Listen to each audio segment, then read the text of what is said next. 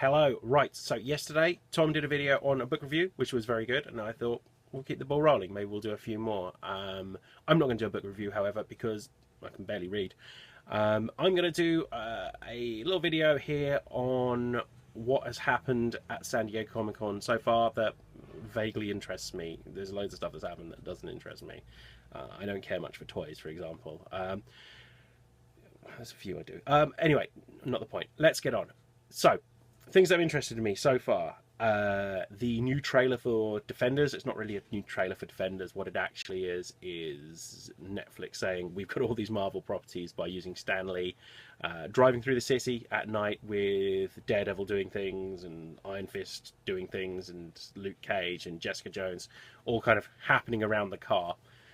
Stan Lee is perfect for voiceovers. He's got a great voice, as we know from anyone that's ever watched a Spider-Man cartoon in the 90s. So this is excellent. And then at the end we get a little clip of the Punisher bloodied and beaten up and bruised and looking like he's been in a bit of a scrap, which looks great. So excited about Punisher. Doesn't really tell us any more about Defenders, but it's a cool little clip anyway.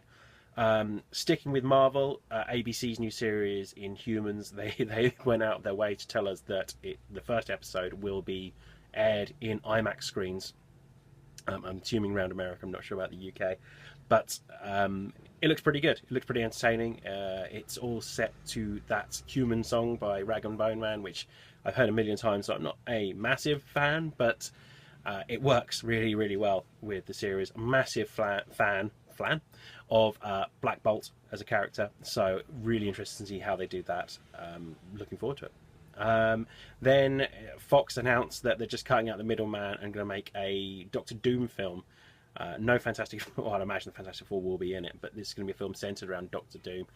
Whether they go with what they did in the comics fairly recent, which is Vincent Cassel, it looks a lot like Doctor Doom in the comics, or Doctor Doom looks a lot like Vincent Cassel in the comics. It'll be interesting to see if they go with that, because it's quite an interesting idea. Much like Samuel L. Jackson becoming Nick Fury. Remains to be seen, but I would imagine he might be first on their casting list. It remains to be seen whether it's going to be any good as well, but let's hope.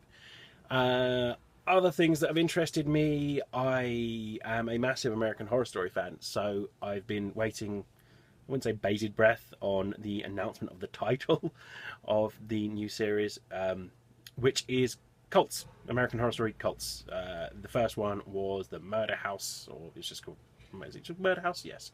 And then we had Asylum, Coven, Hotel, Roanoke, which is the found footage one, and then the second half is a TV series about found footage, which is a bit weird. And then this one, back to a fairly standard American Horror Story by the looks of things, about cults. Going to be centered around the US election campaigns of both Hillary Clinton and Donald Trump from last year.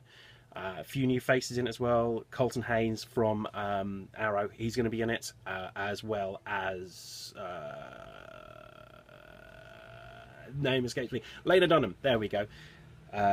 Who has arrived on the scene to mixed reviews, which I think is being generous, really. I'm interested in seeing how she fits into the series, so we'll see what happens there.